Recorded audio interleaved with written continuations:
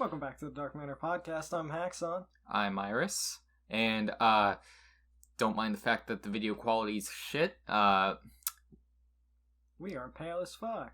Yeah, I'm hoping to get something to fix this. I could technically use that, but the microphone isn't really working. By that, I mean I'm pointing to there's a camera. Yeah, there's a you camera. You might be able to see it. You can see it. You in post, point at it with a big red arrow that says camera. Okay, well, if you looked at the thumbnail, or if you just read the fucking title. Or if you're just too stupid, we are reading 1999 and Suicidemouse.avi. We decided to have an analog horror theme, which is why, if you look at the fucking poorly constructed... Poorly contrasted. Do you know how fucking long we spent figuring out this webcam settings just to have it not work? And then we broke the webcam. Yeah, we broke the fucking webcam. Sorry to all the Spotify and Apple Podcast listeners. Or if you're blind on YouTube for some reason. I mean, that's a common fucking thing, Hacks. I mean, fair enough, but how do they even find this video? By having someone do a text-to-speech reader. Fair enough. It's how most blind people do. Well, I'm not blind. Internet. Anyway, we're back. Again.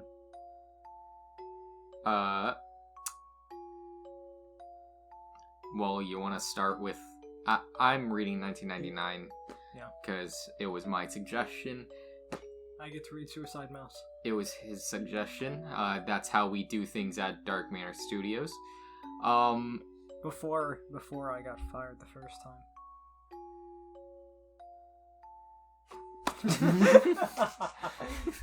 Okay. This podcast has a lot of awkward silences. Well, that's why we can edit. Yeah. But I'm not fucking going to. You get a thumbnail, you get maybe a couple of cuts. That's about it. You ready to read the fucking pasta hacks? I love pasta. Since it's lost media. Find him. Can't sleep VHS tape that. Never. I don't actually know what's in this. The actual VHS? I seriously do not know what's in this VHS. We should take a look after. I do not have a VHS player, do you? We'll find one. Buy it off of Amazon for 5 cents. Plot twist. Yo! Yo! Oh, it's a fucking Sonic 2 trailer. We can't show this. Start the pasta. You're reading. You're reading. We never said I was going We're first. starting with... Yeah, I fucking did before we started. No. We said what we were reading. We never said who's reading first. I started with...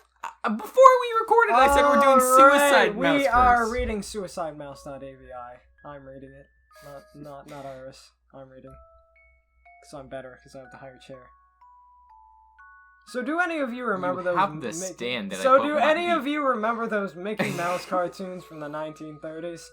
The ones that were just put on on DVD a few years ago? Well, I hear there is one... DVD, yeah, What does that stand for? Don't validate dogs. Chester's outside! Don't Chester is my validate dog. Yeah, we can't validate him. He bites your penis. He's done it to me. Well, I hear there's one that was unreleased to even the most avid classic Disney fans. According to sources, it's nothing special. It's just a continuous loop, like Flintstones, of Mickey walking past 6 buildings that goes on for 2 or 3 minutes before fading out. Unlike the QT tunes put in though, the song on this cartoon was not a song at all. Just a constant banging on a piano for 1.5 minutes before going to white noise for the remainder of the film. I mean, if we needed to recreate Suicide Mouse, that'd be pretty easy. We just need a piano. Boom, boom, boom. Is that a hint? No. Is it? Maybe. None that I know of. It wasn't the jolly old Mickey we've come to love either. Mickey wasn't dancing, not even smiling. Just kind of walking as if you or I were walking, with a normal facial expression, but for some reason his head tilted side to side as he kept this dismal look. For those who don't know, that's kind of like sad. It's a sad look. If you look up literally any version of Suicide Mouse, yeah, he's sad. He's sad. Or at least contemplating his life like I do every night. Up until a year or two ago, everyone believed that after it cut to black, and that was it. When Leonard Maltin was reviewing the cartoon... Leonard? Oh, who's a Leon? Who's a Leonard? The fuck is a Leonard? When Leonard Maltin was reviewing the cartoon to be put in the complete series, he decided it was too junk to be on the DVD, but wanted to have a digital copy due to the fact that it was a creation of Walt. Our Lord and Savior, I guess. Mr. Diz. When he had a digitized version up on his computer to look at the file, he noticed something. The cartoon wasn't actually 9 minutes and 4 seconds long. This is what my source emailed me. In full. He is a personal assistant of one of the higher executives at Disney, an acquaintance of Mr. Maltin himself. This is what he said. After it cut to black, it stayed like that until the 6th minute, before going back to Mickey walking. And the sound was different this time. It was a murmur. It wasn't a language, but more like a gurgled cry. As the noise got more indistinguishable and loud over the next minute, the picture began to get weird. The sidewalk started to go in directions that seemed impossible based on the physics of Mickey's walking, and the dismal face of the mouse was slowly curling up into a smirk. So, like, he's walking horizontally while the fucking thing's going on a 90-degree angle? Yeah. Okay. Yeah. I don't Doesn't really that happen to you? I needed to say something as, like, I have zero clue how to comment on this. I mean, doesn't it happen to you? You're just walking and the sidewalk kind of just goes up and you just keep going forwards anyways. The rock bottom episode of SpongeBob. Exactly. You kind of just like magnetize upwards. On the 7th minute, the murmur faded. Oh, the murmur turned into a blood-curdling scream. The kind of scream painful to hear. And the picture was getting more obscure. Colors were happening that shouldn't have been possible at the time. Mickey's face began to fall apart. Holy shit, it's fucking purple! Purple guy! To fall apart, his eyes rolled on the bottom of his chin like two marbles in a fishbowl, and his curled smile was pointing upward on the left side of his face. The buildings became rubble floating in midair, and the sidewalk was still impossibly navigating in warped directions. A few seemed inconceivable with what we, as humans, know about direction. Mr. Maltin got disturbed and left the room, sending an employee to finish the video and take notes of everything happening up until the last second, and afterward immediately stored the disc of the cartoon into the vault. This distorted screaming lasted until 8 minutes and a few seconds in, and then it abruptly cuts to the Mickey Mouse face at the credits of the end of every video with what sounded like a broken music box playing in the background. Oh, it's just that doing weird things. This happened for about 30 seconds, and whatever was in that remaining 30 seconds, I haven't been able to get a sliver of information about. From a security guard working under me who was making rounds outside of that room, I was told that after the frame, the employee stumbled out of the room with pale skin saying, "Real suffering is not known," 7 times before speedily taking the guard's pistol and offing himself on the spot. The thing I could get out of Leonard Maltin was that the last frame was a piece of Russian text that roughly said, "The sights of hell bring its viewers back in." As far as I know, no one else has seen it, but there have been dozens of attempts at getting the file on RapidShare by employees inside of the studio, all of whom have been promptly terminated of their jobs.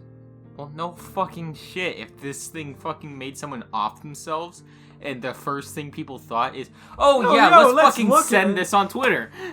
You wouldn't want to put that kind of thing on on Twitter? Get this shit trending. I mean, it's an easy way to get famous. Then again, it is an easy way to purge Twitter. Okay, I'm fucking convinced. You want to go find the file? Whether it got online or not is up for debate, but if rumors serve me right, it's online somewhere under Suicidemouse.avi. If you ever find a copy of the film, I want you to never view it and to contact me by phone immediately, regardless of the time. When a Disney death is covered up as well as this, it means that it has to be something huge. Get back to me, TR. I've yet to find a copy of this, but it is out there. I know it. Ah, shit, is the video getting to you? Shut up, Grammarly! Okay, so this was way ahead of its time. What, like purging Twitter ahead of its time? No, the pasta in general was just way ahead of its time in terms of originality. Yeah, because like Lost Episode creepypastas are literally just analog horror. Yeah. But this done in text form. Like, I will plug the Macabre Incident or Experiment. It's an analog horror series that adapts creepypastas, and one of them is Suicide Mouse. And like, it proved that Suicide Mouse can be done in a better context than just text. And definitely the visual aspect is needed for a bunch of Lost Episode creepypastas like this one, and I think the next one. I haven't read 1999, so I'm not entirely sure. I read it not even a few years ago, like quite a while ago. At least like you read it on the way here, didn't you? Yeah, I listened to a podcast version of it and listened to it on the way here. How the fuck did you watch the Dark Manor podcast before you even filmed it? Now that's a creepypasta idea. Dark Manor podcast is a Lost Episode. Don't give us ideas. The fact that was actually something that was in the works at some point. I'll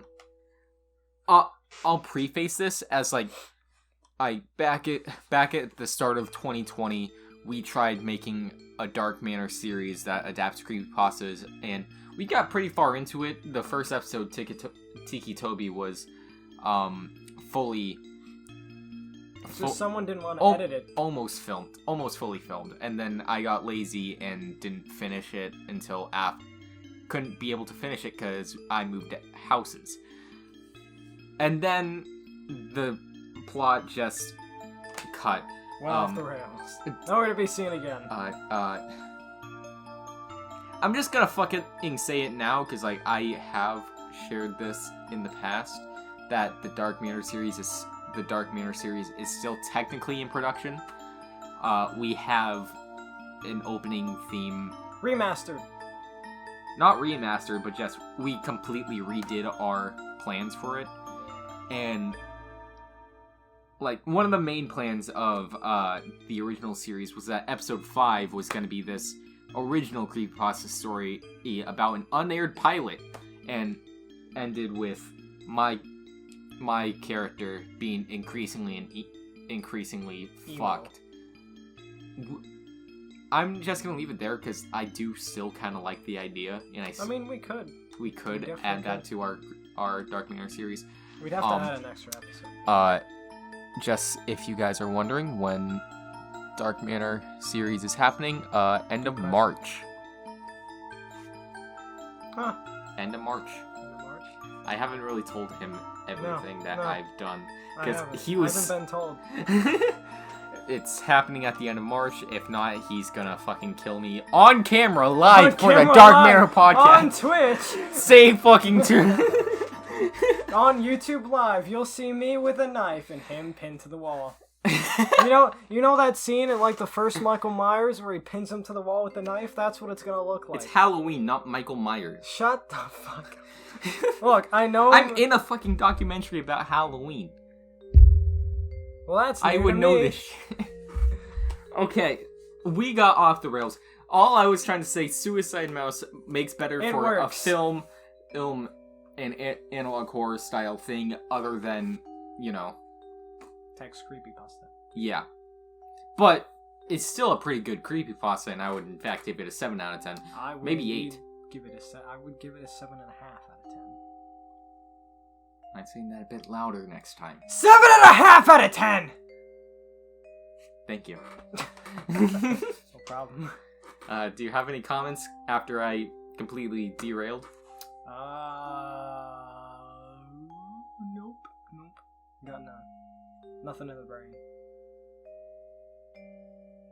Just thought I've been lied to. About what? I wasn't told everything.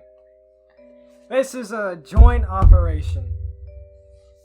Now it's just a one-person operation. I mean, I said this now just so you can record the opening with me. Like, after this. Welcome back to the Dark Manor Podcast. Yeah. Let's do it right now, in the middle of this podcast. Podcast for a podcast. Oh, even after we announced this, and this is just me stalling for time, there has been appearances of the canon in, like, Dark Manor in my previous works before.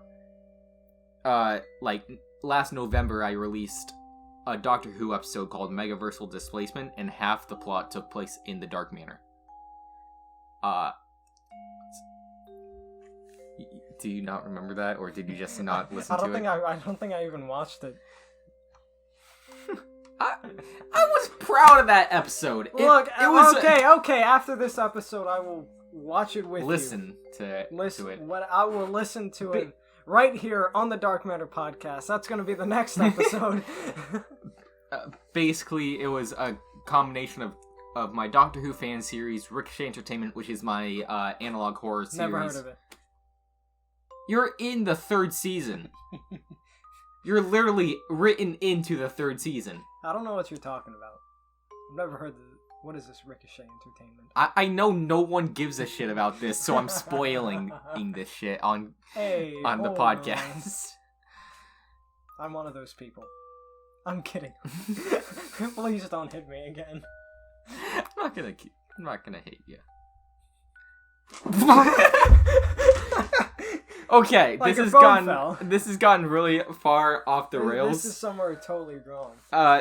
We are going to start with 1999, which hopefully is a kind of analog. An hour. Or 20 minutes if we read it fast enough. And it's also more. Okay, so. Okay, Eminem. Fun fact: I can't rap Eminem.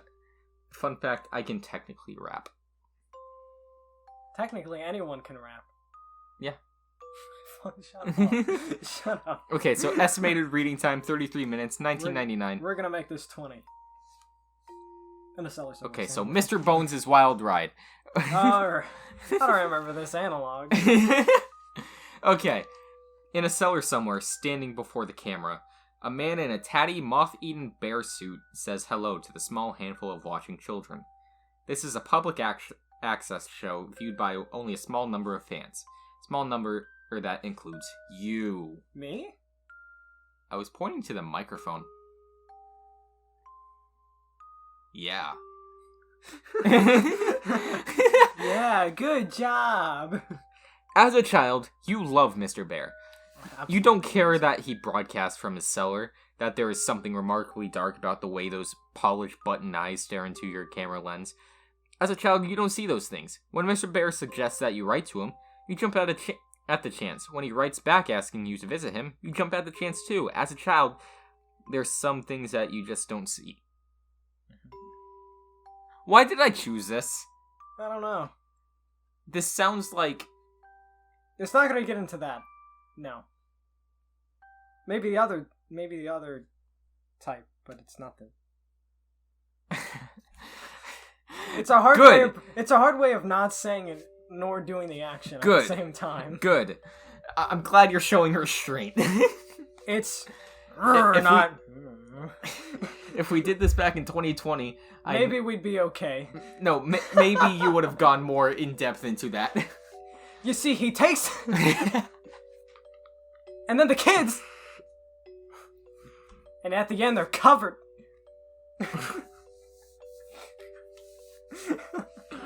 I would like to formally apologize for his actions. Okay. You don't see the man beneath the bear suit, or the man behind the slaughter, or that bears have teeth and claws. As a child, there are some things you don't see, and of course some things that you aren't supposed to. Table of contents. Hold on. Oh, skip down. No, skip. Yeah. Okay. The year is 1999. What year? I don't fucking know. I think 2006. Scott, maybe 2004. Oh, it's as old as me. Younger than me. Yeah, fucking old man. Fuck out. That sentence brings me back to my senior kindergarten class, convenient. and I was 5 years old, where we used to read out the date of the blackboard every single date. It's cringy. Day. The year 1996. 1996. 1999 exists. Yeah, what year are we in? As a stain in my mind. However, as a memory that will not go away no matter how hard I try to forget it. 1999 marked the year I lost my first tooth. My first time on a plane, and unfortunately the early loss of my childhood innocence. Not that type. Thank you for clarifying. We gotta make sure. It's about child murder, not child. Thanks. Yeah. That one memory that refuses, because if it was, this episode isn't going up. Yeah. Let's just say we're part. both very uncomfortable with this. At least I'm very uncomfortable with this. Since I know what it is, I'm not that uncomfortable with it. That sounds wrong. Well, with the concept. With the concept that we're kind of alluding to, we would not shed light on that through a creepypasta, which is why we're never gonna read Sally. Who? It's a very popular creepypasta. It's fucked. So, Sally Williams. Okay. The one memory that refuses to be wiped. It all started with that new or old TV. At the time, Pokemon was the latest fad to hit the school. Pokemon cards, games, stickers, and most popular, the TV show. So, of course, every time I came home from school, I would stay glued to the TV until Pokemon came on at 5. The only problem was that my dad watched the news at 5:30, and Pokemon episodes were back to back, which meant I had to miss an episode every day. Something I whined on and on about. My dad got tired of hearing me complain every day. That must be why he went and bought another TV. Damn, how much of a little shit you gotta be. But Dad, I want to see Pokemon! Misty! I want to see if Team Rocket gets Pikachu this time. Spoiler alert. No, they don't. For years. They never get it. Hold on, I'm getting a text.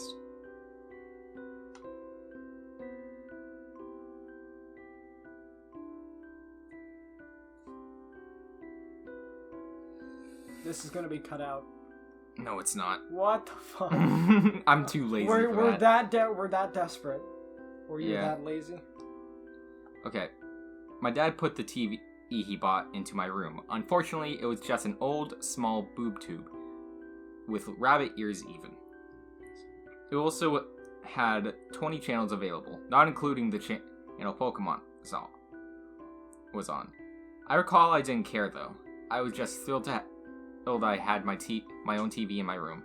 After surfing through the channels, I came to the conclusion that only Channel 2, TVO, Kids, was worth watching, so I watched that for a while. It wasn't for another few months until I discovered Channel 21. But there's 20 channels. Not one of these. Well, yeah. It's a boob tube. Okay. One day in April, I was flipping through the channels, trying to see if Pokemon was on. I pressed Channel 21 on the remote, hoping there were more channels, and to my delight, there was. My dad was surprised too, but he let me watch it because it seemed to have kids programs on. The channel was called... Like Elmo. Caledon Local 21. What about Clear Local Links 58? 44? I was thinking that, and then accidentally said Local 58. I don't think I've heard of that one. It's the one playing right now. Oh, really? Well, that's convenient. Yeah, it's made by the Candle Cove author. Oh, that's why it's No, that's why it's high quality. What's that moon? The moon's the biggest part of that series. It's like the fucking baby sun in Teletubbies. It's creepy and I don't like it. Fun fact, the baby sun horrified me as a child. And later I found it was indeed broadcasted from the town of Caledon, Ontario, a town very close to my city. The shows I saw on Caledon on Local 21 looked poorly made, and I never understood what was going on in them half the time. However, as I grew up, every time I thought of that channel, I realized more and more how messed up the shows were, and I had to ask myself, what the fuck was I watching? Ricochet Entertainment. Write that down. Write that down if we ever do this. Write that down. No. The following is a list of shows, and episodes I remember seeing on Caledon Local 21. I remember such a detail even disturbs me. But I guess things like this stand out in your mind for a while. It's like a car crash. You don't want to remember it, but it's always there. The channel only ran a few shows, probably because it was only operational between 4 p.m. and 9 p.m. That's a lot of time. That's 5 hours. April 1999. Mr. Bell's Cellar. Mr. Bell? Baird. Mr. Bear's Bell? Cellar. Do you think JP used this as a reference for Mr. Rabbit? More than likely. It's from what I remember from the creepypasta to JP's Mr. Rabbit. A little similar. Yeah. Except without the murder. Well, I don't remember this because I never read it. Can't remember what I've never seen. Episode 12. Very sketchy name if you were to look at it nowadays. The show featured a guy wearing a bear mascot costume who would get a new visitor into his cellar every day. It was always a kid. The show was filmed with a camcorder. Not a very good one either. The police asked me a lot of questions about this show. This episode started with Mr. Bear sitting at a table playing checkers by himself. He sat there playing for a bit until there was a knock on the door. The camera was then looking up the stairs at the door, where there was another knock. Mr. Bear climbed the stairs and opened the door to reveal 2 young children. One was a boy about my age, and the other was a girl who looked about 8. Very quick reminder, it's not this kind of story. Just to make sure we all remember that. I'm glad we're making 100% sure. It's not a bad. Child murder, yeah. The other one, no, we're fine. I like how we draw the line at that, but not the fact that children are getting murdered. Hey, it happens a lot. It happens in FNAF, which is a kids-centered thing, so... Mr. Bear danced in delight, and then started talking to the kids. I know what it sounds like. I couldn't hear any of them that well. I remember. Mr. Bear then led the kids into the cellar, which was quite dark, only lit by a small oil lamp on the table. Interesting. I can't really remember that much more, except him singing a song which I couldn't hear too well either, probably because of that large bear mask. The episode ended with them playing hide and seek, the kids hiding in a closet, and Mr. Bear counting. I'm guessing those kids are fucking dead. Oh, yeah, definitely. So he invites them onto the show and kills them? Yeah. Okay.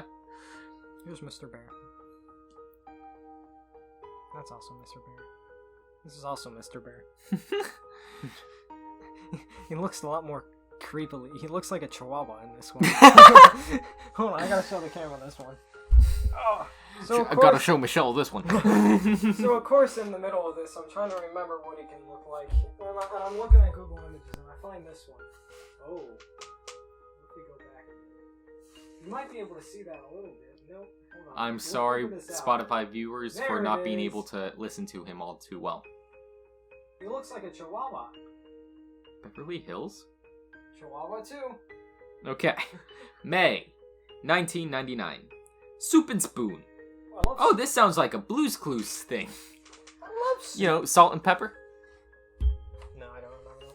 Never watched Blue Clues much. Where's my... No.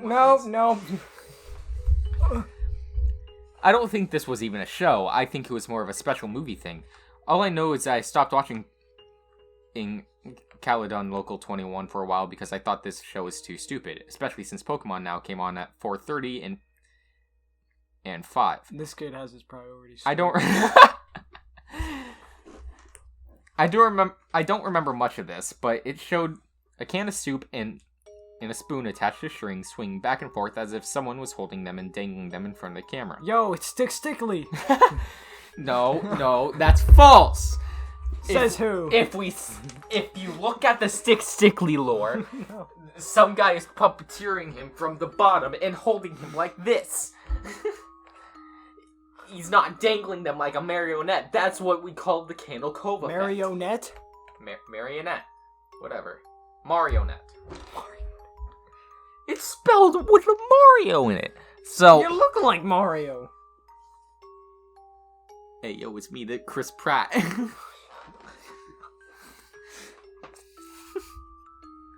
Okay.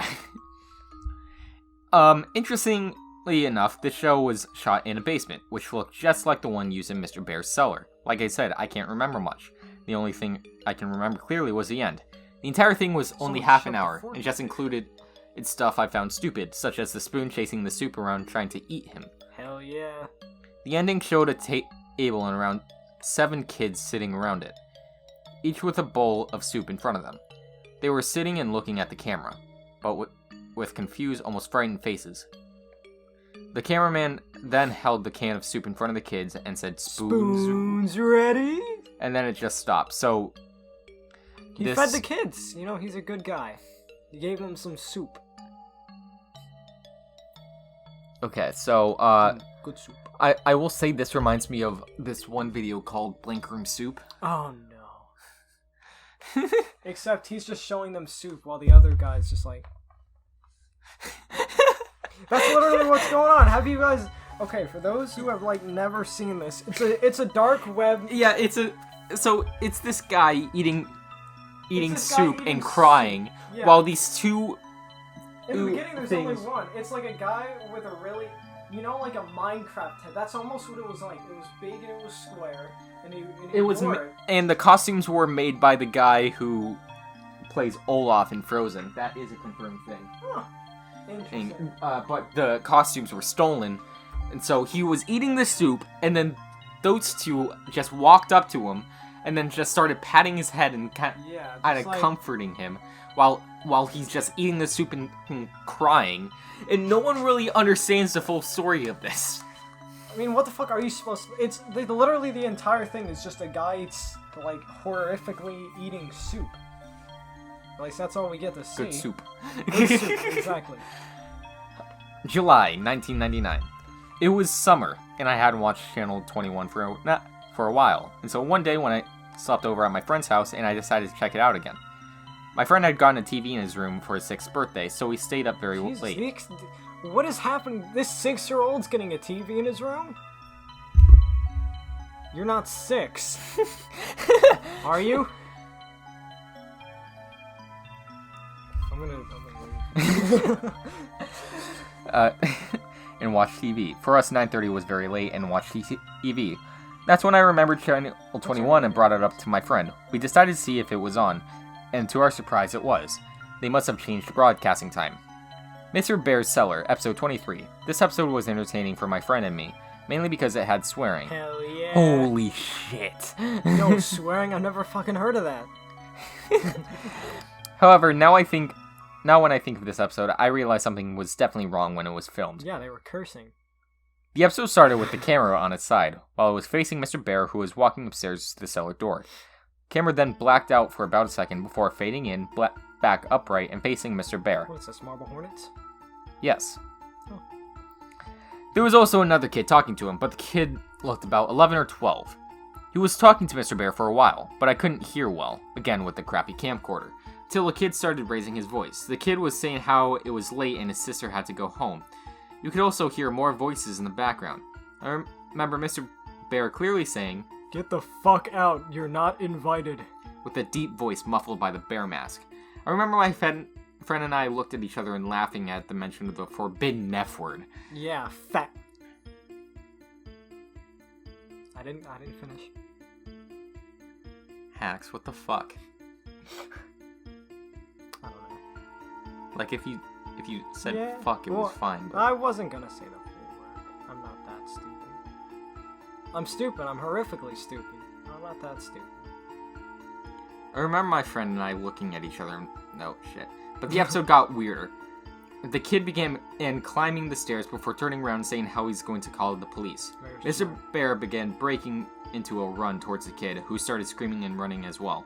Camera then cut out, and that was the end of the episode. Channel then turned to static shortly after. Like, Yeah, what it's the... just Marble Hornets. So, what I'm getting at, because the two shows happened in Mr. Bear's cellar, why did he decide to upload that? Why not? To not incriminate himself? I mean, it's just a show. Like, I would understand if it was a live broadcast, but there was cuts. Yeah. I mean, technically it was live. Okay. Live leak. August 1999. I didn't want to watch the Channel 21 after that. In August, I grew more curious to see Mr. Bear's cellar for some reason, though. Last episode I saw, Mr. Bear was weird and had swearing, which also made me think of the show was meant for teenagers.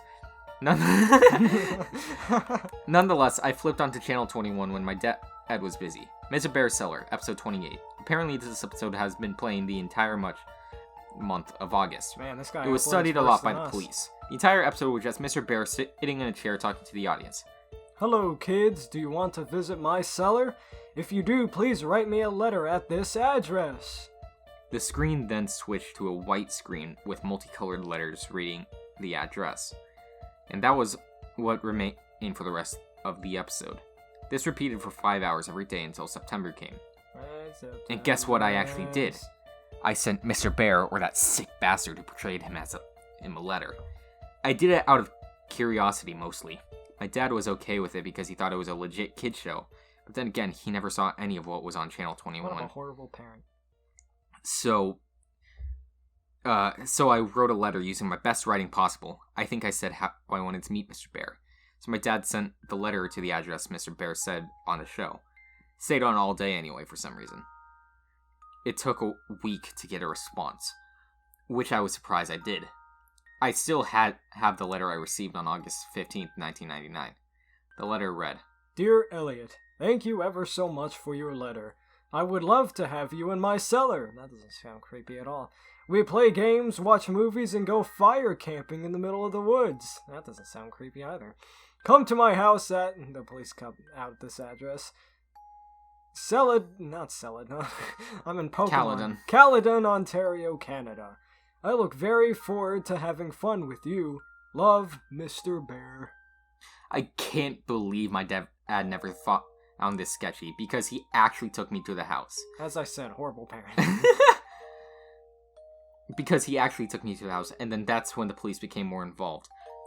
Those endless questions, those pictures of terrified kids, the woods. That brings me to why I'm writing this blog. That psycho and his friends did some fucked up shit back then. And now it seems he's trying to get into contact with me again. The entire police thing is coming back.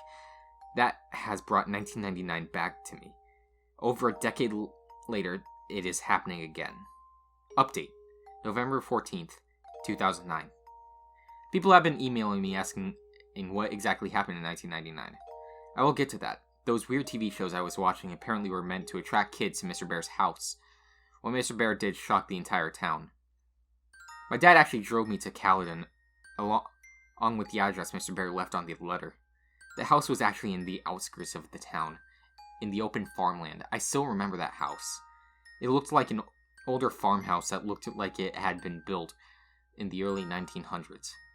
The windows were all boarded up, and the house looked in a state of disrepair. As we walked up to the house, I remember my dad checking the address over and over again and looking at the house in disbelief. Then the door opened. Oh, now he's doing something smart. Are we actually fucking here?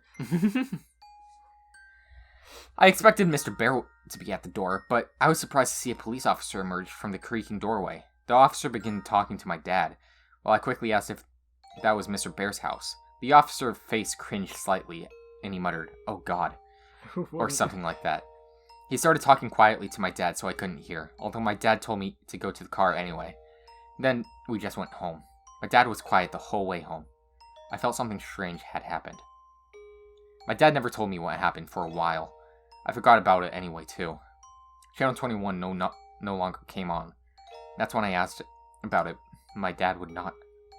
And when I asked about it, my dad would not acknowledge its existence. I think it was when I was 13 where I learned the truth. I remember Channel 21 one day and I asked my dad about it. I guess he finally decided I should hear the truth. Finally. Caledon Local 21 was a local TV channel that ran from October 1997 to August 1999 in the Peel region of Ontario. Ooh, peels. Like an onion. Or a potato. The entire Or an orange. The entire channel was made from a house in Caledon, the one I visited, and run by a man who was not really known by anyone in the town. The channel was only available to older TVs because the signal was one only picked up by rabbit ears, weaker frequency. The man created all the shows on the channel, all of which were kids shows. He was Mr. Bear, and he was the mysterious cameraman. The real reason he created the channel was more disturbing than what was originally thought. As you might have already guessed, he kidnapped kids and held them in his cellar. But while most people thought he was... that bad serial child doing bad things to her. That, yeah. Thank you. Yeah. I would have... I honestly... I noticed you were on a roll. So yeah, I honestly would have said that and then was like, fuck. Okay, he really wanted to use kids for another purpose. The day I arrived, the man had fled his house the night before. The day before the police went in for their investigation. I wasn't the only one who was watching. Thank you, Chester. He knows it. Yeah, I talked about you. Shut up. Update, December 2nd, 2009. Sorry for not answering any questions for so long. I haven't accessed my email account for some time. Anyway, let me finally set things straight about what I know. Back in October, I visited the house previously owned by the man who ran on Local 21. 2 women lived there, operating a daycare business. How ironic. Now to answer the questions you guys emailed to me. Who else watched Caledon Local 21? I know other people watched it for sure, including those kids who... I think we might need to Come on! I think we might need to actually take a break this time. Quick intermission. The intermission is over. Woo! For you, that was only a few seconds. For us, that was a few minutes. Yeah. Anyway, so, Dog. who else watched Caledon Local 21? I know other people watched it for sure, including those kids who wound up at Mr. Bear's house. After doing some Google searches, I found out a few people on NeoSeeker forums who were discussing shows from Caledon Local 21. They talked about the 2 shows I watched, but also another 2 shows that I'd never seen before. A user named I Am Real Life seemed to know all the shows that were broadcasted on Local 21. Here are the 2 I've never heard of. The Fallen Angel in Life. I Am Real Life described it as a very boring show. About a guy rambling on and on in front of the camera about how we must please Satan and appease him before it's too late. I agree. Erebus? Paint with the Soul. I Am Real Life and another user called Siggy92 were discussing this show. They described it as a Blair Witch-like and is consisted of the cameraman wandering around a forest at night doing nothing particularly interesting. Yo, it's Marble Hornets! Yo, hell yeah! Wait, that's Marble Hornets? No, that's not Marble Hornets. Why? Another quick intermission! We're not, can you continue reading while I fix this? Yep. I'll go looking for the conversation and see if I can get the link. Question: where is Mr. Bear, or the guy who wore the costume? Answer: if I did know, I would have said earlier. I have no idea where this guy is, or if he's dead or alive. Hopefully dead. When I see my dad's friend next time, I'll ask him about this. Maybe I can get a more definitive answer. Okay. What did Mr. Bear do to the children? This is by far the most common question I've been asked. I found this out in October as well, via my dad's friend who is a retired Caledon regional officer. Okay. Apparently, the man playing Mr. Bear took the kids out of the house into the forest nearby. What he did there, the police are not exactly sure how it happened, but 16 charred bodies of children between the ages 4 to 13 were found in a 15 by 15 foot ditch deep within the forest. My dad's friend did not want to go into exact details, but I'm seeing him next Thursday anyway, so maybe I can extort more information from him then. That's all I have for now. Thanks for keeping it interesting to my blog. I'll try to gather as much information as I can for my next post.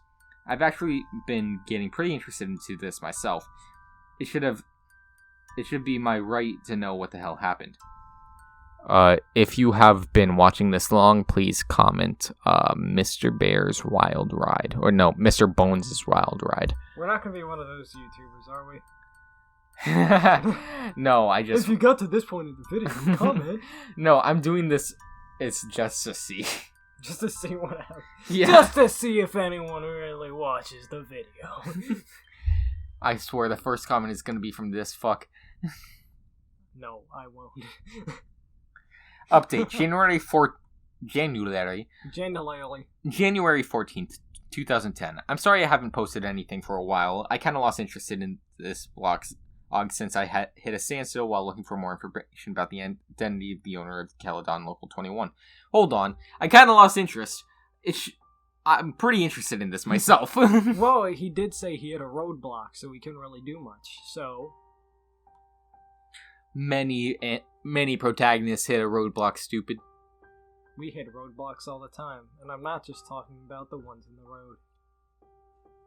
However, a few weeks ago I struck gold. I found some answers surprisingly from the father of a kid I used to babysit. He lives just across from my street, and I used to look after his kids when they were younger.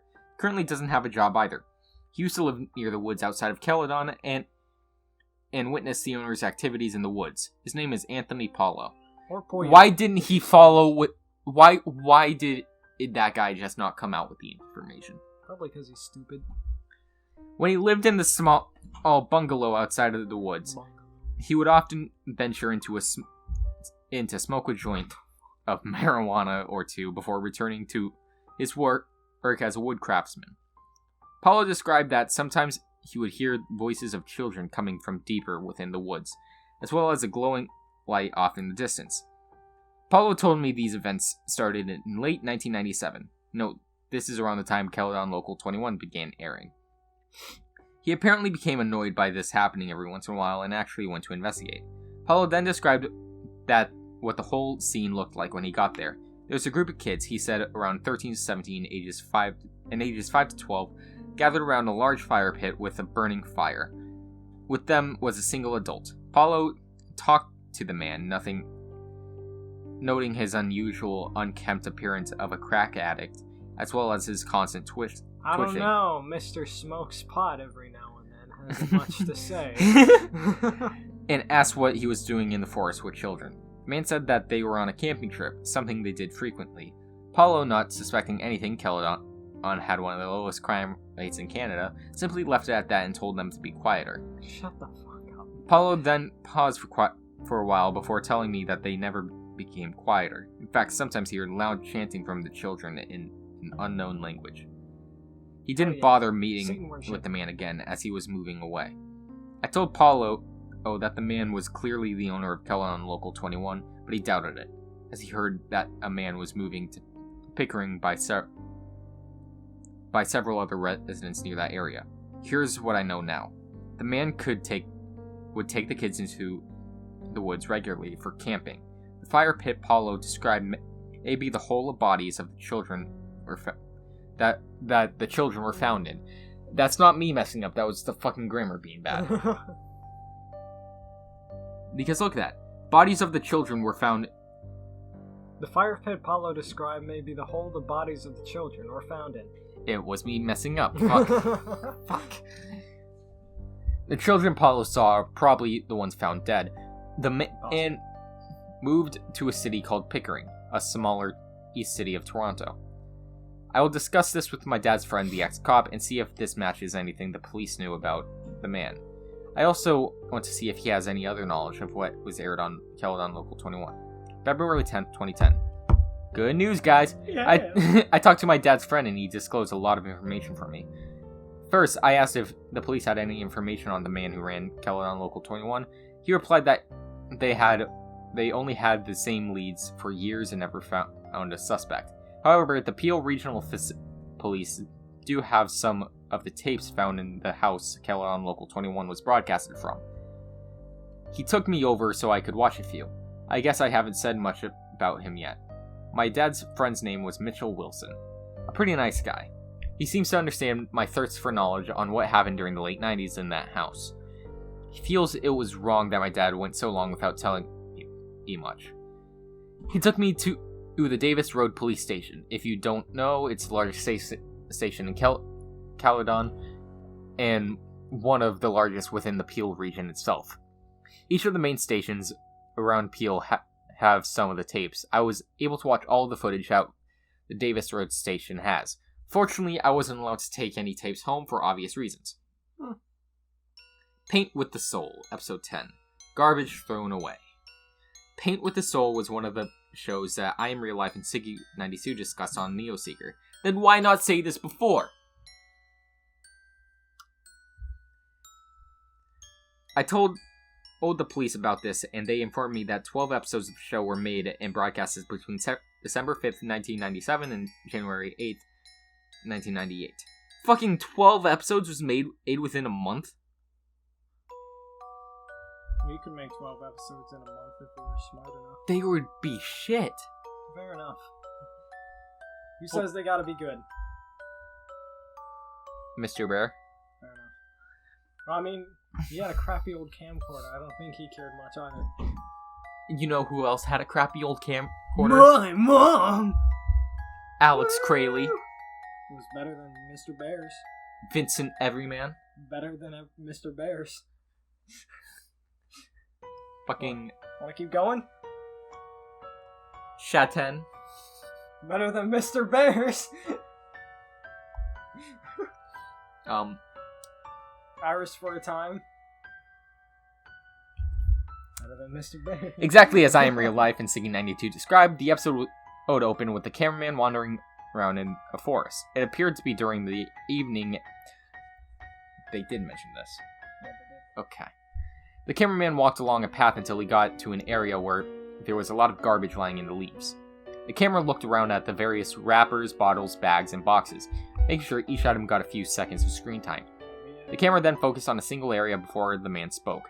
I recall he spoke in a very timid, quiet voice, and I swear I've heard it somewhere else before, like on another Caledon Local 21 show. I could barely hear what he was saying, but he mainly talked about how humans are garbage.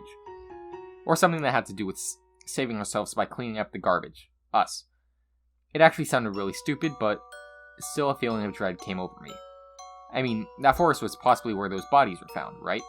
Yeah. Mr. Bear's Cellar, episode 25. Hell yeah. When the police administrator brought this tape in, I actually said, "Oh shit," and chuckled a bit out loud.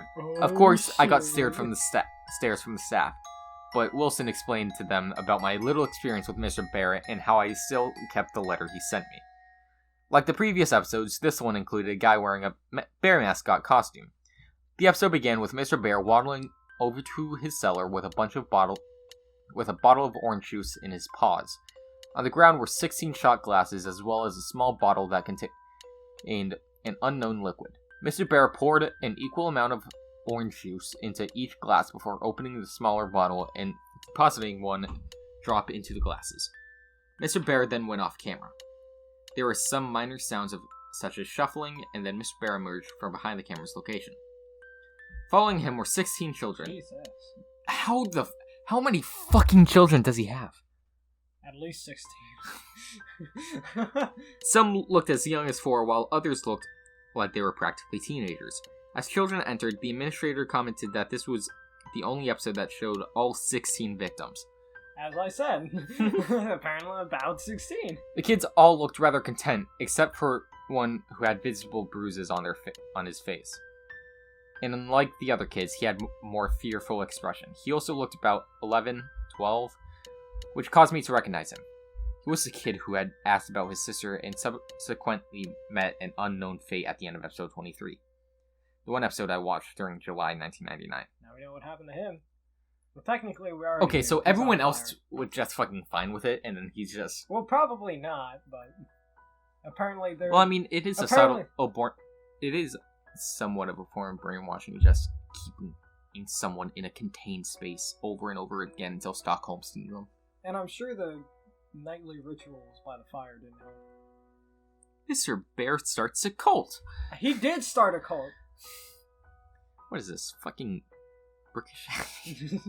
Everything is bad. When I told the administrator this, he confirmed it was the same kid. He was also featured in episode 24, an episode that only aired at 3 o'clock in July 1999. The police still have not found the tape. Mr. Bear then broke into song singing about citrus fruits and how good vitamin C was for you. I could barely hear the lyrics. Orange juice, and it's a vitamin D. Vitamin D's nuts. I could barely hear the lyrics as they were muffled by the air mask. The kids all drank their juice, the one from episode 23 doing it rather reluctantly, and the episode ended. After viewing the tapes in possession of the Davis Road police station, I'm satisfied but only temporarily. I still want to know the full story. The police just keep giving me the same crap about the creator of Caledon Local 21 being a very bad guy towards children. As well as an apparent cultist. Thank you. Yeah. You're my censor. How the fuck are you my censor here? I don't know. I'm your censor normally.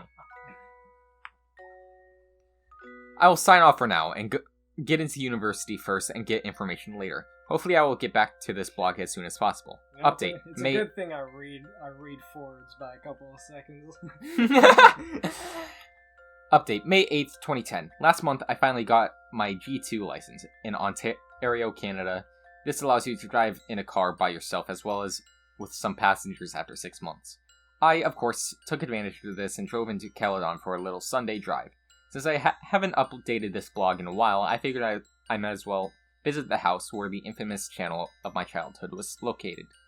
The house looked different than when I last saw it in October. The place was no longer used as a daycare, just sat there abandoned. However, it did have a for sale sign showing that someone still owned it, wanting to get rid of it though. The abandoned house drew fuzzy memories from my mind. Mainly of that day my dad took me to visit Mr. Bear. A feeling of dread came upon me. What happened to the children while they were living in that house? Well, they died. I walked up to the steps of the front door and peered through the window. Inside I could see a nearly empty hallway with a few boxes at the end. At the end of the hallway, to the right, was an open doorway, presumably leading to the kitchen.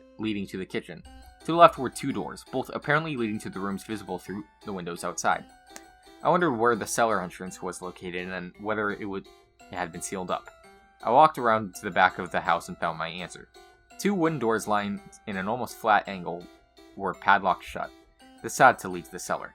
Not wanting to hang around, you cannot imagine what was going through my head at the time. I departed. Some kids died in there. Not really. Well, maybe that one thing. Behind the house, the empty field continued on until it reached a dense forest that lined to the horizon.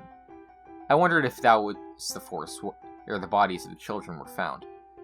I thought to myself, fuck it, and proceeded to walk across the field behind the house into the forest. So why not? The forest was oddly quiet, save for a few periodic sounds of a woodpecker drilling into a distant tree. Thank you. No problem.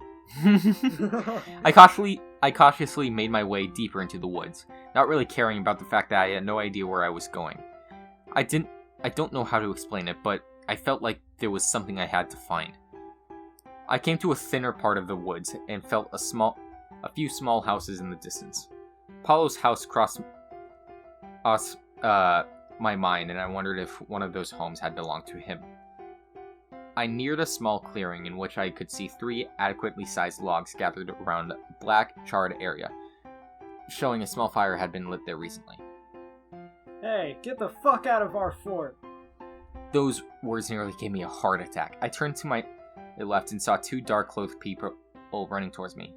My initial thought was to run, however, as they came closer, I just saw they were really just kids in their early teens, possibly 13 or 14. Maybe even 12. As they approached me, they realized my size as well. I'm 6'1". While they have been no bigger than 5'8", one might have been 5'7". How can you accurately describe that? I don't think you can, especially if you're 6'1". We said, get the fuck out. The larger one, on who was wearing a Slipknot shirt and said half-heartedly. I stood my ground and shrugged. The shorter one, who was wearing a Metallica shirt, swung out a butterfly knife and held it in my direction. No, you wouldn't want to, I said in a deep, serious tone, trying to sound as badass as possible. I pulled out my cell phone. The two kids withdrew, the one in the metallic shirt pulling away the knife. Huh? Oh, look, dude. We don't like people in our fort, so can you just go? The one in his Slipknot shirt said. Obviously intimidated. I had no business in the forest anyway, so I uttered out a simple fine and turned before I realized I had a great opportunity. Did either of you hear of a guy who murdered a bunch of kittens in these woods about 13 years ago? I asked the kids. Two looked at each other in confusion before one was wearing the metallic shirt answered. Yeah, everyone knows about that guy. He said to me as if I were stupid. The kid in the Slipknot shirt continued. He still lives around here, in the storm drain. My big brother's friend says he saw him in a bear costume once, wandering around the forest at night. My instincts told me that this was probably a lie, and the owner of Caledon Local 21 is probably long gone, only existing as folklore in this smaller, isolated community. However, as a human, the thought of the mysterious unknown sparks interest within. And where is the storm dream? And I asked, just out of curiosity. I don't actually believe the kid's story. The kid in the metallic shirt stared at me for a few moments, his eyes seemingly full of annoyance, yet curiosity for me. You're not from around here, are you? Why did you even come here? Now, I do admit I was slightly startled by the nature of this question. However, I figured I might as well explain why I was there. Just in case people mistook my intentions, I told the two kids about my experience with a man in Caledon Local 21. And that I had to come to maybe seek out some sort of closure, although even I wasn't exactly sure. Was that? No, that was the setup. The kids seemed familiar with the channel as they smiled and looked at each other when I mentioned it. They also became more understanding and gave me a detailed description on how to get to the storm drain.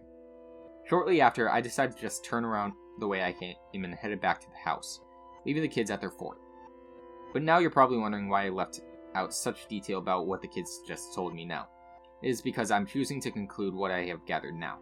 Here is what the kids told me in detail. The storm drain lies ahead of the kids' fort, same direction I was headed. The drain ends at a small river where access water is drained out. Near here is a small playground. The kids told me people rarely use it. The man supposedly lives in the large pipe that rainwater drains out of. People have seen him, although always he's either wearing a bear mask or the mask in a full-body bear costume. No, I do not believe this story is true, and in fact simply a myth made by the residents of Caledon. The story was not seen plausible in any way. Why did no one call the police? Didn't this guy look suspicious? Any other questions like this leave the story invalid. I may visit the storm drain, not because I believe the story, but because I want an excuse to visit Caledon again. So this blog doesn't die. With no more tapes to watch, I don't know what to talk about anymore. Thanks for continuing to support me and my blog. I know many are looking forward to more information about what happened in Caledon during the year 1999. And I will do my best to continue my research into this topic. Elliot out. Hey, we know his name. His name was mentioned earlier, I believe. Really? I'm not sure. Huh. Well, he's Elliot. Update, October 7th, 2010.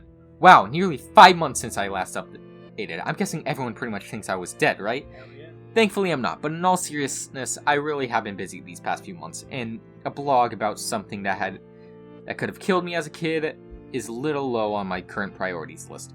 As of now, I am living in Waterloo, Ontario, attending the University of Waterloo for computer engineering. Yeah, I'm a keener. The fuck is a keener? As you can imagine, engineering is no walk in the park, so obviously I nearly forgot about this blog. But as you can see, I am back. I remembered to visit the storm drain and the kids from Caledon Forest told me about. It was someone who is extremely eager or keen. That's a keen. Huh. I was out in a clearing between the wooded areas, nearby a marsh. Unfortunately, I found absolutely nothing, save for a turtle that retreated into its built-in home when it saw me. I snapped some pics of the pipe, which I have posted as well. Although, let me tell you, it was not a storm drain like they said it was. Okay. What I saw was a simple pipe, possibly to channel the excess water from the marsh. When I returned to Caledon, however, I simply kept putting off uploading everything until I forgot all about my blog. It just didn't seem important to me anymore. Please forgive me. It wasn't until only recently I'm now interested in my case again. On September 10th, I received an email address from this email address. returntheb@hotmail.com. Funny, am I right? Well, it gets better. I'm going to copy and paste exactly what this email sent to me. Dear Elliot, my dear, dear boy, you see, this story may or may not be true, but it could happen. There are many slots for airtime. If you have money, you can have a public access TV channel. Some public access channels share airtime with EWTN, probably religious, channel based out of Michigan that shows Catholic-based programming, but during off-air hours have independent shows or just blue screen. Cable networks have empty channels available for rent space. So the scenario of a bad person renting a channel on basic TV is not far-fetched at all. However, public access TV is widely reviewed and can be terminated at any time. These are the rules for the United States, not for Canada, where this story took place. So if this happened in the US, the bad person would be tracked and arrested immediately. Yes, this story could happen, but it is unlikely. 100 fuzzy hugs, Mr. Bear. I almost said the word twice. I know that this is supposed to hint that this is actually him. Yeah. But, I just find it hilarious that he's like, if this happened in the US, this would have been libel, but we're in Canada, bitch. So fuck you. Now, obviously this letter is fake and sounds almost corrupted, but still, I would like to thank whoever sent it. Though they could use some English lessons. Just reading this letter creeped me out. Thank you, Hacks, for reading that, because I know I would have fucking sucked. I saw that one word twice, and I was like, But still,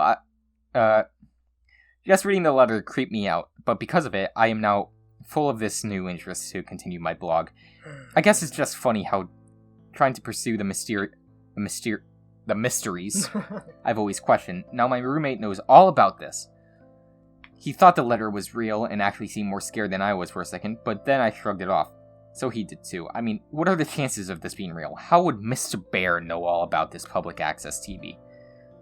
Yeah, and about when I went to Caledon on those occasions. Maybe because you blogged it. Yeah, asshole. Stupid.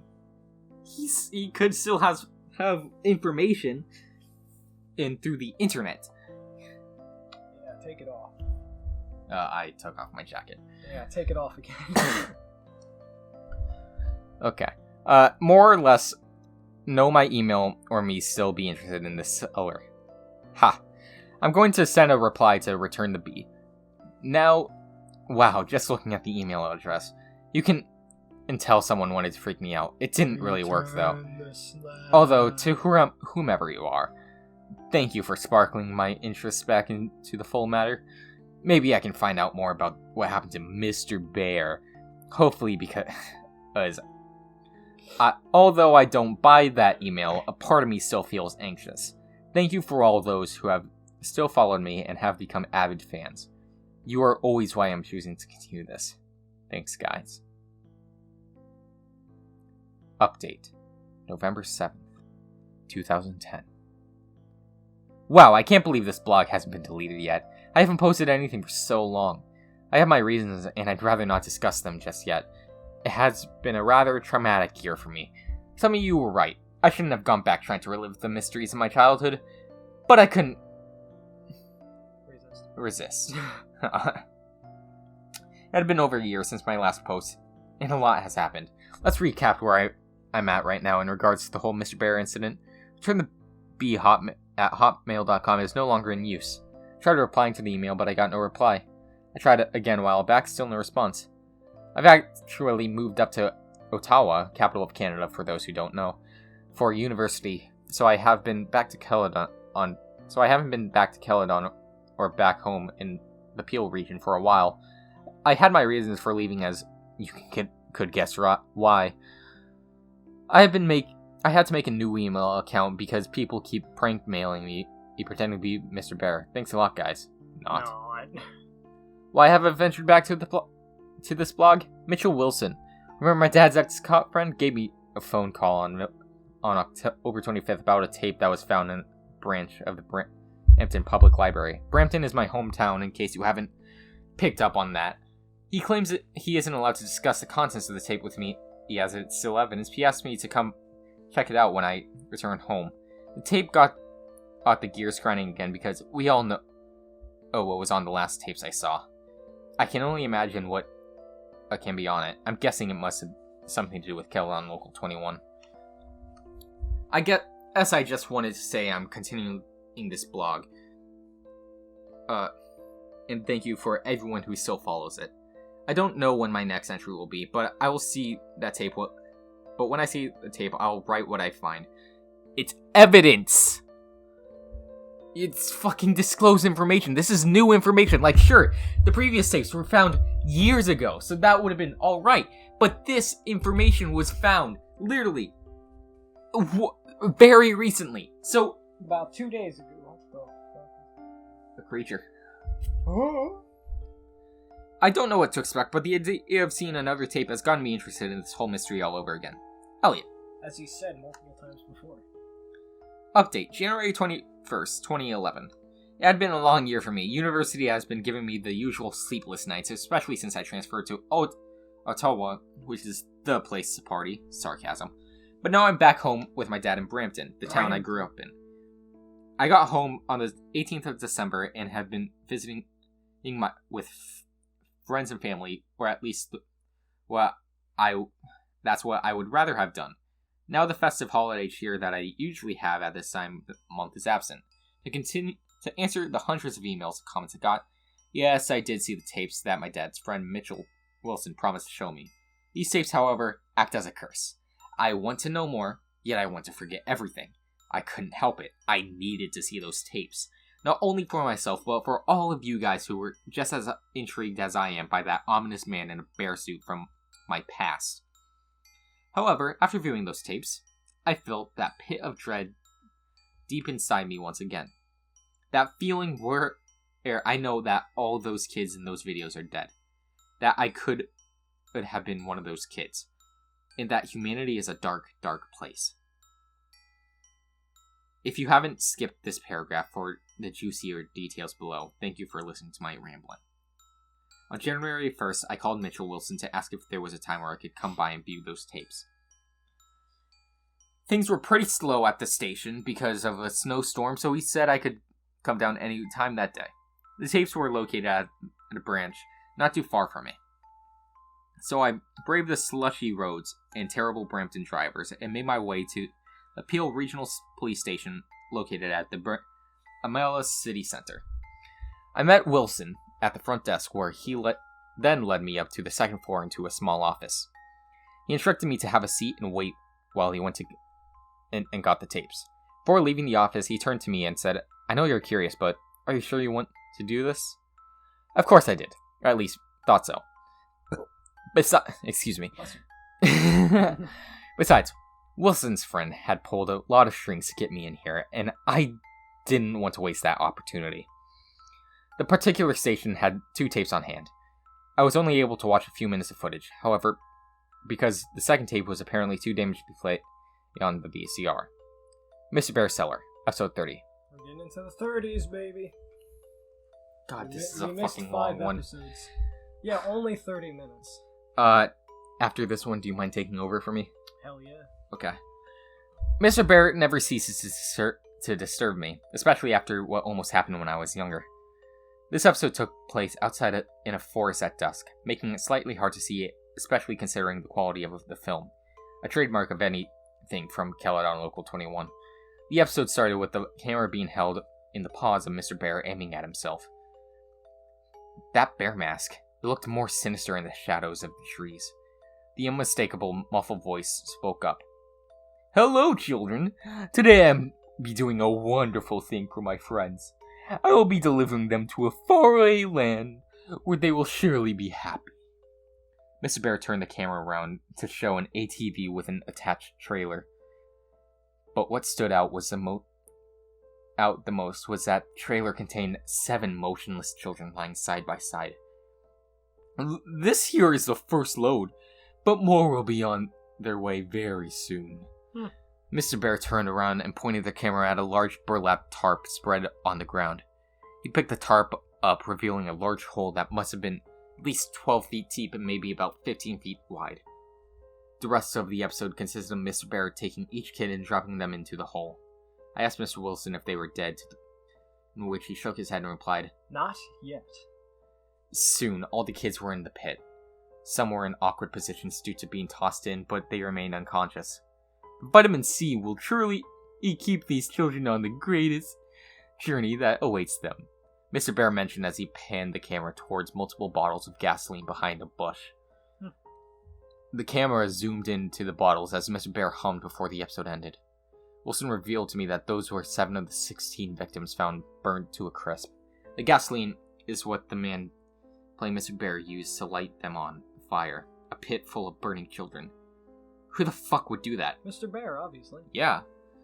Have you not been reading your own story? I guess not. He doesn't know what's happening. The feeling of dread found me once again when I realized that I could have been one of those kids. Wilson had then explained to me that he had previously lied. The other tape confiscated by the Bromella police branch did indeed work and contain the filming of the actual burning. However, he felt I wouldn't be able to handle the disturbing, graphic nature of the episode. And you know what? Maybe I can't. I don't even want to see it. I'm satisfied for now, but I just need some time to get myself together. Thing is, the man who ran Caledon Local 21 is still out there. More to come soon. Elliot. I shall take this over. Yep. Once upon a time, there lived a boy named Elliot. Elliot was a clever boy who loved playing with his friends. One day, he watched a lovely television show about a bear and his children friends. The children loved helping each other as good children should, but they also loved the bear. The bear loved the children, since the children were so good at helping him and the fallen angel.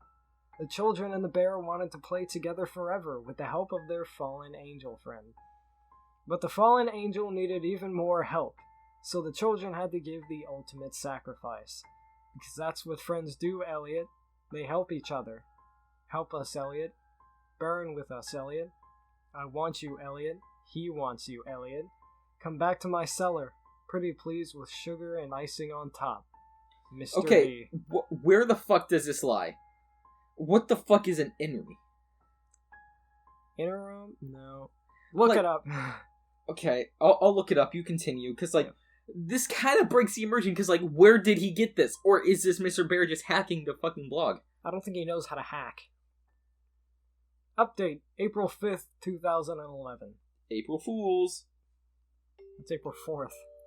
No, that's April 1st. I wanted to update more. I truly did. It's called Jesus, King of the Jews. I don't think that is.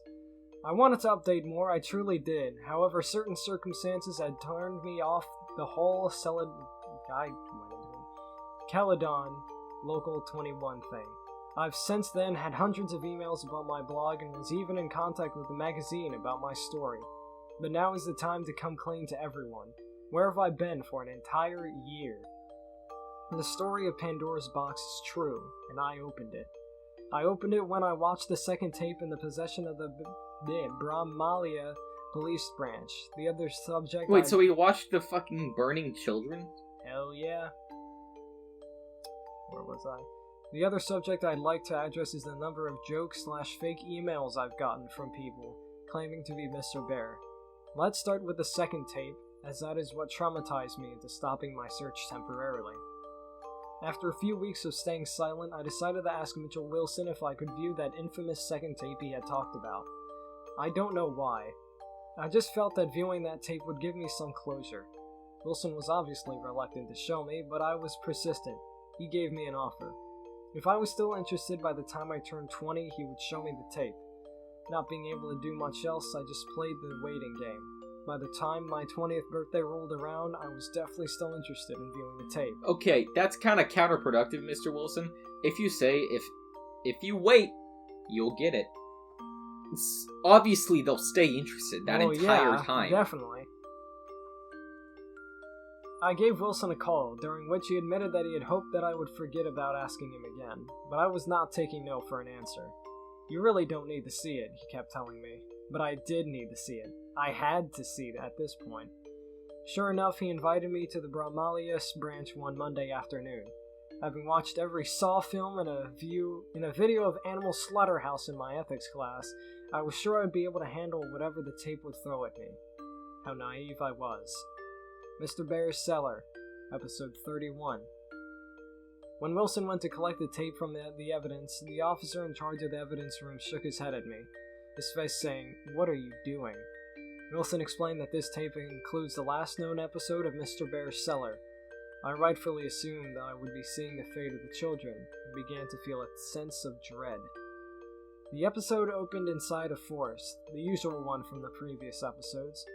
This fact took me a while to realize because it was night. The trees and leaves just looked like shapes dancing around in the darkness. A faint glow of light... in the darkness?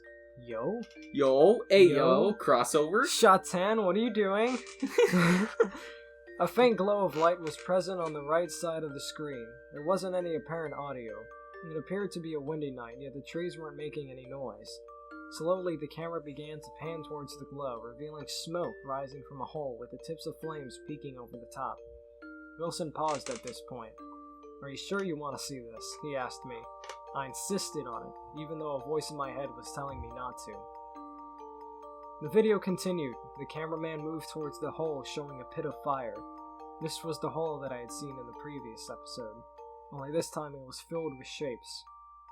I could see shapes moving around, fluttering, flailing, some motionless.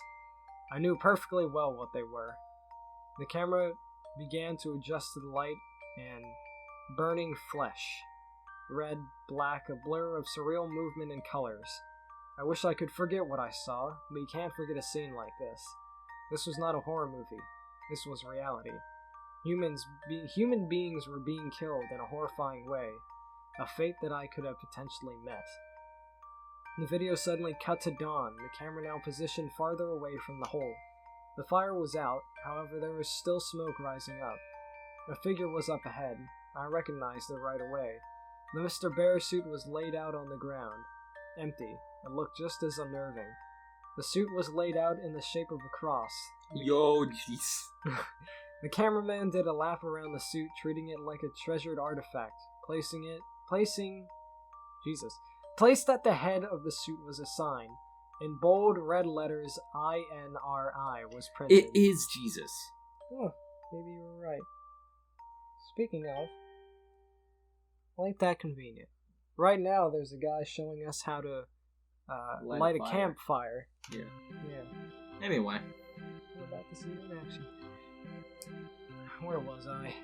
The cameraman. The cameraman moved back to the end of the suit, zooming into the bear's face. The episode finally ended. I was speechless. It was like a dream. You can find a lot of terrible things on the internet, but I had never seen anything like this. Wilson asked if I was okay, and I replied with a shaky yes. I assured him as we left that I was fine, and the video gave me some closure over the whole incident. He didn't seem too confident in me, but he left it at that. He was right, though. I had nightmares for weeks. I gave up. Jeez. I didn't care about the whole thing anymore. A sick man burned a bunch of kids alive, attracting them with a fake kids TV channel. I could have been one of his victims, yet I'm still here. I suppose I should be grateful, but I feel guilty. Am I still here only by pure luck? 10 months later, I'm back, but now I need to address something else. My email has been flooded with messages. Some people ask for more details, some ask if I can upload the tapes, and some people email me claiming to be Mr. Bear. First, I cannot get the tapes uploaded as they're A, in police possession as evidence, and B, I have no idea how to transfer VHS onto a computer. As for people pretending to be Mr. Bear, you're not fooling me. When you have dozens of people pretending to be the same person, it doesn't work. I've even seen a fake Caledon Local 21 YouTube channel, which is cute but still not real. Even more annoying is the fact that someone hacked my account just to put up some demented poem about me on this blog. Okay, so it was a hack. Yeah. But was But- it Mr. Bear? Let's be real. Yeah, Possibly. it's canon. If it's in the creepypasta on the It's creepypasta, canon. like It's canon. it would be more of a mystery if this wasn't on creepypasta.com and if it was on its normal like blog. But since this is on creepypasta.com, it is Mr. Bear. Yeah. Has to be. Oh, I'll leave it in the entry above this one, just to show you guys. I've contacted my webmaster about the entry, and he was told it was posted on Halloween. Oh, spooky! Attached to the email, paintwithb@aol.com, which I assume is another joke email. Excuse me. I'm over episode 31 now. The images of what I saw will stick with me for a while, but I want to do one last hurrah. I'll get in contact with Mitchell Wilson again and hopefully get set up with the tapes in the possession of the other Peel police branches. I'll try to update you as soon as I can. I'm sure this won't take too long again. Thank you to everyone who still reads this. Elliot. That's the end of the fucking creepypasta. Yes, it is. Okay. Oh, there's an official. It was a Twitter? It doesn't show anything. Okay. So, there's many problems with it. Like? The fact that he keeps sharing evidence. I mean, it's not fucking like evidence. I mean, it's not like it was anything too revealing either. It's just showing that he did actually murder some fucking kids. Yeah. I will say, leaving it on a cliffhanger is nice. Because, like, we don't fucking know what happened. Yeah. But, this is another story that works better as a fucking web series instead of a text thing. It would. Give us a Marble Hornet style series of Elliot trying to find Mr. Bear. You know what? Fuck it. And then That's have what we'll a do. second. I'm Elliot. He's Mr. Bear. I'm not gonna be a fucking child murderer. I want to be a furry?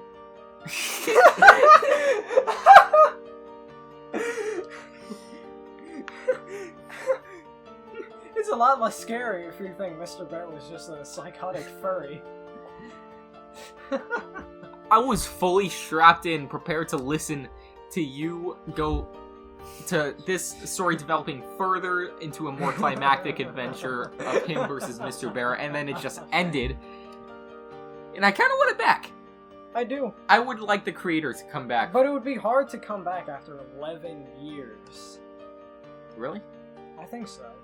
Because you'd either have to come up with a lot of information or give some bullshit reason why you disappeared for 11 years. A coma. Yeah, Mr. Bear attacked me, he put me in a coma. But I feel like it could be done. It could be, So, unless you want to just, like, act like nothing had happened. And keep going from there. I wouldn't suggest doing that. We're talking like we're talking like the creators watching this. Yeah. Uh, For those, if you have done a creepypasta and have disappeared out of nowhere and want to continue it, come up with a fucking reason. Marble Hornets came up with a reason and centered an entire season around the fact that they were gone for 11 months. 7 months. 7 months. But at the same time, that's 7 months. You can easily fill that. You can't exactly fill in 11 years. Yeah, you can. Besides a coma, no. Well, you could also say that literally nothing has come up. Because you know how literally no information came up for like a fucking decade in between Well, yeah, stories? but that's because he was a child still. The police were still actively looking, and the police have found literally every single piece of information. What does that have to... He was still a child then! So? If So? there were... We that learned- doesn't we doesn't learned involve him. We learned everything after those 10 years. Well, Nothing. yeah. But there was still a 10-year gap of information in where the police just didn't find anything. I'm trying to say... Because they're stupid. They're stupid policemen. Well, yeah, then why not have them be stupid again? Have Fair another enough. fucking gap where they didn't find anything. This time, it's 11 years, not 10. Like, we saw that fucking... But at the same time, in this case, it's the police. But I mean, there's not much you can do as a person a casual person just trying to find answers. Unless you have leads. You don't really get leads. No. What has the past... Like, what was the last two things showing? It was just especially him the with the Inri. tapes. The Inri part art, That's because that was a hack. a hack by Mr. Bear. Mr. What? Bear. I Yeah, but believe okay, the let's creator... be honest. After 11 years, Mr. Bear is definitely dead by now. Have you seen Halloween 2018? Shut up. Look, all I'm saying is it was building into Elliot having more of a connection to Mr. Bear. I mean, yeah, definitely. So I'm saying, if you were to bring this back, creator, whoever you are, make it as a web series. Analog horror is fucking booming right now. Or we'll do it for you. We're not gonna do that Yes, without we your will. permission. Yeah. If he didn't want to create a full-blown story, then he shouldn't should've have made it. He shouldn't have made this. he should have stopped after At that. after the first time. It could have just been in a simple story where he talks about some of the experiences. Yeah. And what happened to the kids. That's what happened with Candle Cove, and Candle Cove is a fucking great story. But he dragged it out so long that now it just makes me angry that it hasn't been finished. But aren't you the one who said it's great to end it on a cliffhanger? I think I changed my opinion mid review. Mid rant. Like, sure, it leaves a lot to the imagination, but now I'm just kind of pissed off that it doesn't have closure. I mean, Which is what he's been bitching about the entire fucking yeah, but now series. he has his closure, so what does he need to keep looking for? Well, Mr. Bear doesn't have any closure. There's no closure for him to get. There is no closure. Well, yeah, but he was alluding to really wanting Elliot. Well, then let's just say he found Elliot, killed him, boom, that's the end. Well, that's We probably finished the the most story. popular theory. That's why he's not here anymore. That's why Overall, there's no updates. I'm giving it a fucking 6 out of 10. It's fine, but there's a lot of problems with it. 7 out of 10. It's better than what I remembered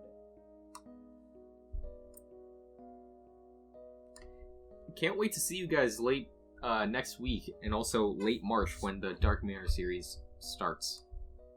I'm gonna hit you. No, that's my job. What? What do I do? This has been the Dark Manor podcast. I'm Iris. I'm Hax. Good night. So, hey, help me.